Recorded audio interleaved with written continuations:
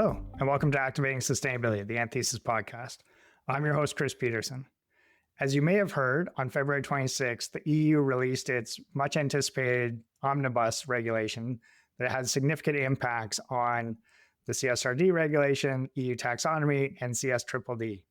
And on today's Just In episode, I'm speaking with some of my colleagues who have been monitoring this really closely, engaging with the updated regulations or proposed regulations, and working with a number of clients to navigate some of the shifting sands that we're experiencing. Joining me today includes Brett Trainor, who's an Associate Director and ESG Strategy Lead here in North America, and Sandrine Biavant, who's an Associate Director for ESG Strategy, leading the French market for compliance and advisory. Welcome to the podcast. Thanks so much for joining. Thanks for having us. Thank you very much. Maybe to get us started, Sandrine, maybe could you just provide an overview of kind of what happened with the Omnibus and what has changed? Yes, of course. Well, on the 26th of February, the European Commission has proposed a new package which is called Omnibus, which is linking the CSRD directive together with the CSDDD and the taxonomy. The objective is to simplify and streamline the corporate sustainability reporting in the EU for the companies and to create more efficiency and business-friendly regulatory framework. And it concerns most particularly the mid-sized company. And the objective is to maintain transparency, but to consistently and significantly reduce the burden on those small and mid-sized companies. So the first thing that has been proposed, because let's consider that there's still a proposition and it's not been voted yet, and it will need to be transposed into each of the EU members states. So the first proposal is about increasing the reporting thresholds. This means that 80% of the companies which were initially planned for reporting are falling out of the scope. The first threshold was to have 40 million euros turnover with 250 employees. And now it's 50 million and it goes up to 1,000 employees. So it significantly reduces the companies who would need to report. That's the first level, I would say. And when we are considering non-EU companies, the net turnover has been raised to 450 million euros in EU, and it was initially 150 million. So it means that the reporting obligation has been tripled. So that's the first aspect. Now, there are other important propositions that have been made. It is also to limit the assurance, to keep it at a limited level, and also to remove penalties for the CSDDD and to also reduce the number of data points. Data points for the CSRD are planned to reduce by 80%. So they will be reduced through a delegated act within the next 6 months that will be proposed by the EU Commission. Taxonomy will also see a reduction in the data points. And the value chain is also reduced to the tier 1, that for CSRD and CSDDD. In the objective of simplification, alignment of the thresholds between the different directives, but also to look at what are the companies being obliged to report on are going to be the major aspects of consideration and would need to be voted within the next months. Most probably by the end of the year, there is an accelerated procedure for everything to be finalized by the end of the year. Let's see if this is happening. Sandrine, that's great. Thanks. And maybe just to clarify, could you talk through any changes to the timing that come along with the Omnibus? Of course. There is a stop the clock initiative that has been proposed, which is to postpone by 2 years the companies which were in wave 2. And so it means that if the companies were supposed to report in 2006 for the data 2025, then they will have to do it in 2028 for the data of 2027. Great. And are there any changes to the large EU companies? No, the large EU companies continue. They have started the process and it continues for them. There is a change for the CSDDD, where the European companies are postponed by a year, whereas the non-EU companies have postponed the process by 2 years. Right. That's such a huge change in how, like, the threshold of those regulations and the scope of them. I'm curious, maybe starting with you, Sandrine, for clients in Europe, how are they responding to that shift?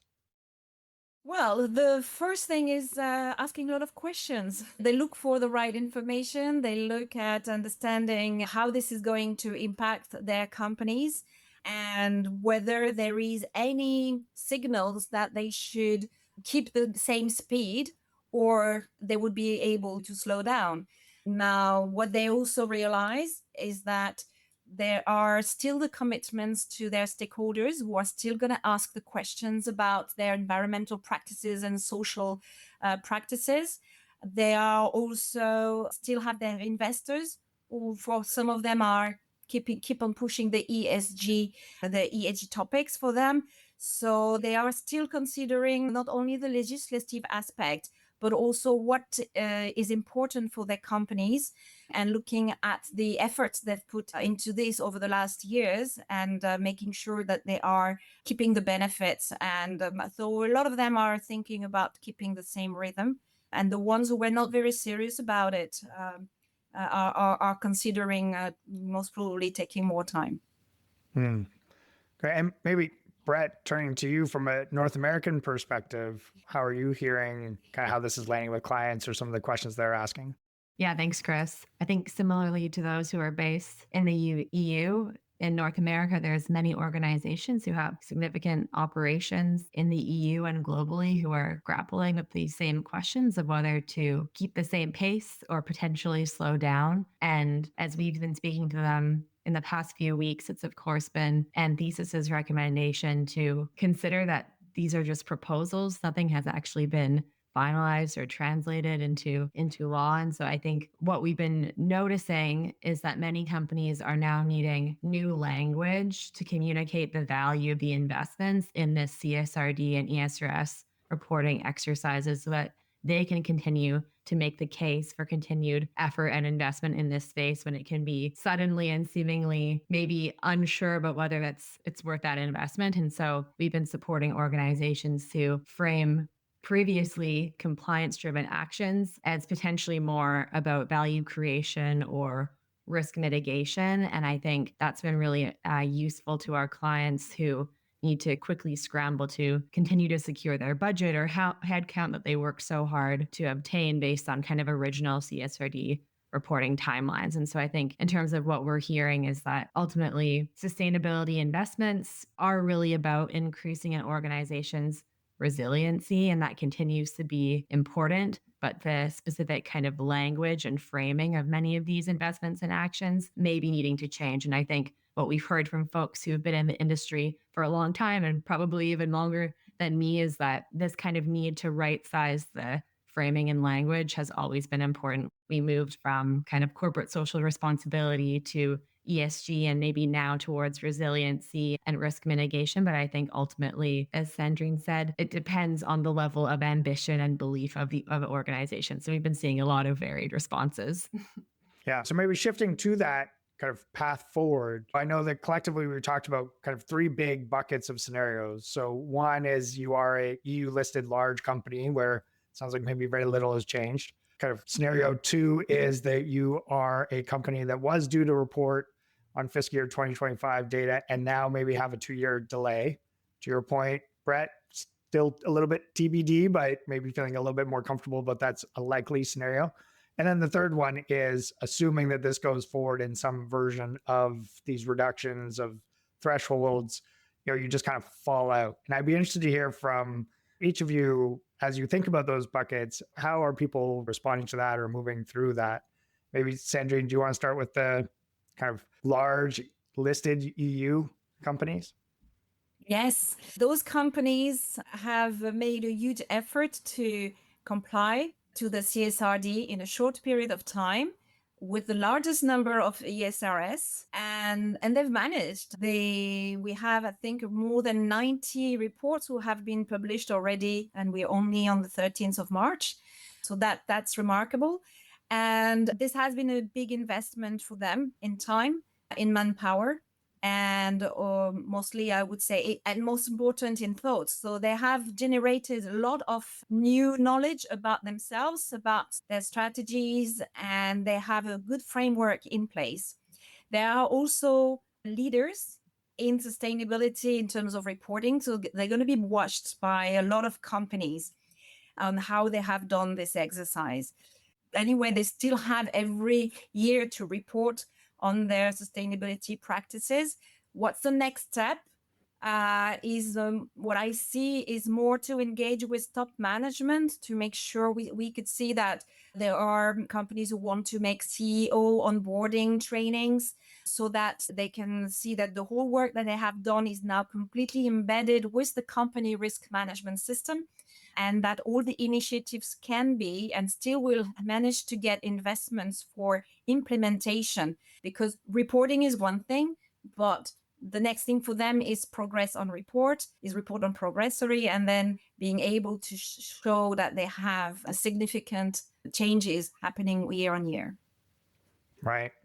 Yeah, no, that's great. And that makes a lot of sense and fascinating to think about what's next after CSRD, if you are required to do it.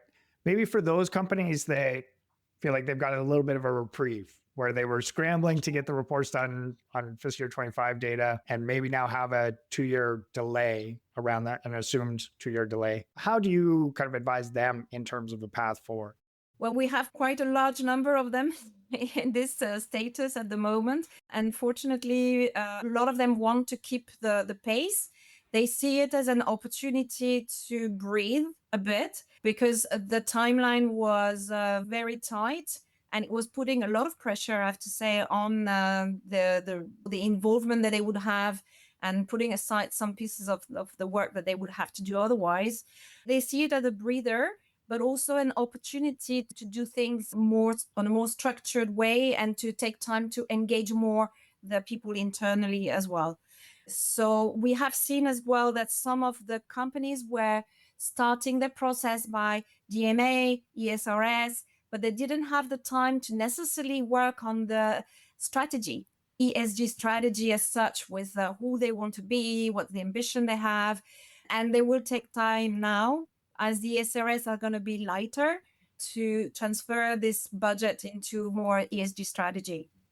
I think maybe to build on that, these companies that are part of scenario 2, for the most part, have likely completed a double materiality assessment and were working hard to identify their ESRS reporting gaps and then disclose them in their CSRD statement. And so I think, given that, yes, there may be a delay of up to 2 years in publishing this statement, there is time now to not only think about strategy integration, but also potentially to even continue with this kind of ESRS gap assessment, but to use a wider aperture around how we're prioritizing closing these actions. Again, taking that strategic angle.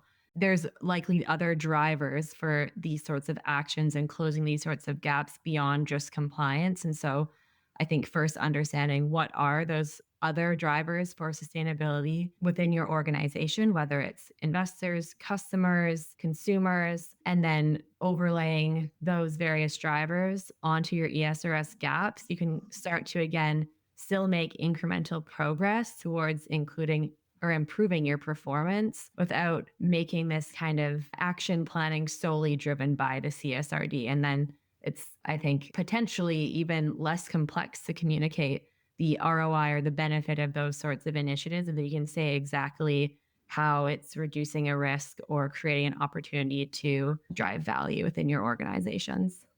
That seems to maybe apply directly to that scenario 3 group as well. But is there anything you would add for scenario 3 where they're confident they're going to drop out, assuming that these kind of thresholds hold, or just more blanketly across all scenarios?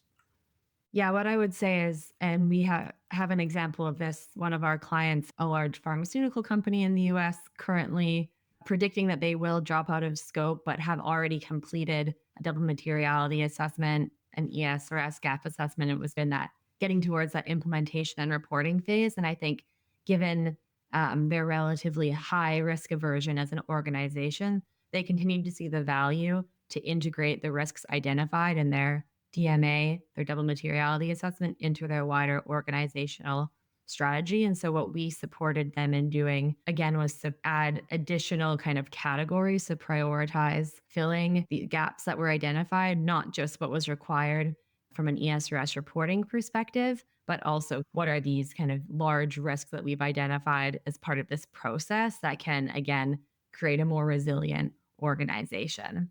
And then again, I think for those companies who are falling out of scope, and that's clear, there continue to be, and again, especially speaking from the North American perspective, many other in the US state level regulations related to climate risk disclosures in California, New York, Illinois, Washington, as well as in Canada, there's the definition of a Canadian taxonomy that defines green activities, and a Canadian sustainability disclosure standard that also aligns with ISSB and the IFRS. And so I think that what we can see from these companies that are falling out of scope is that investments in climate still make business sense. I think there's various kind of pieces we could point to, but in a recent survey conducted by PwC, a third of CEOs are still seeing increased revenue from climate-friendly investments. And so I think, again, what we can see from these organizations is continued progress, but potentially framed and contextualized in new ways beyond simply a compliance driver. Or I shouldn't say there's nothing simple really about the CSRD, but beyond solely a compliance driver. And we're continuing to support our clients along those journeys. Yeah, that's great. The mandatory reporting definitely is a focusing function for everybody, right? Of like, how do we keep everybody out of jail with that? And Sandrine, any thoughts from you from a European perspective on those? Yes, because those companies are were planning to report, have started a movement, an internal process, and they came up already with a mindset that they would have to report. They start to see the benefits of reporting, and though they may not follow the CSRD process that will come up, because there's no obligation for them, they need to decide what level of communication do I now want to have for my stakeholders' requirements. So do I want to go for a certification? We have a lot of companies looking at certifications, labels, but they don't necessarily mention what you do right. You know, there's just a stamp. Some of them are going to look at the voluntary reporting, and there is a new VSME standard that is available from EFRAG, but is going to be reviewed by the EU Commission. So at the moment, what we do is we already onboard some of our customers on what are the requirements of these standards, which is much lighter than the CSRD, but still has good framework for them to be prepared, and maybe, you know, in 1 or 2 or 3 years, have something that is going to be very consistent and regular. And then some of the companies who may be at the level of the 1,000 employees may still consider to go for a CSRD ahead of the requirements, because maybe in 1 or 2 years, they'll be around 1,000 employees. So these are those different levels. How often do they want to report? Do they want to start from next year? Do they want to take a bit more time? Again, this is all about understanding how the reporting is going to serve them and be beneficial for them. Yeah. And I know we're coming up on time, so maybe just any kind of final thoughts or a key action or advice for listeners around this? For me, I would say that it's a good moment to really think through and to take a pause and really put a strategy in place for where they want to be in the next 2 years. And it's a good conversation to have with top management and to re-engage with them. And the director of sustainability may be surprised by the answers that they would have from their management. So they need to take all the benefits of what they've done so far. Yeah, maybe I would just say as well that what we have gotten through a double materiality assessment and through this whole process is a really rigorous way of addressing and scoring and incorporating sustainability related risks into kind of core business function. And I think that's a lesson that all can agree is beneficial for organizations' kind of success and performance. And so I think we can take that lens and incorporate it into strategy. And I think maybe I would just say that it provides an opportunity to focus on what matters for your organizations, potentially simplify the approach, and maybe right-size investments on kind of strategies and actions versus solely reporting as well, and drive really meaningful work. So I think to me, it feels actually exciting, and despite the fact that it's overwhelming, but hopeful to where things go. And yeah, I really appreciate you creating the space for this conversation, Chris. Yeah, thank you both so much. Really appreciate that insight. I think that hopeful note is a great spot to leave off. I think that's the way I'm feeling in a lot of our internal conversations. Lots of challenges, but also lots of excitement and hope going forward. So thank you both so much. And thank you all for listening. As always, we love to hear from you on your feedback, and can be reached through the anthesisgroup.com website, where you'll also find past episodes and lots of valuable resources. Thanks again, and take care.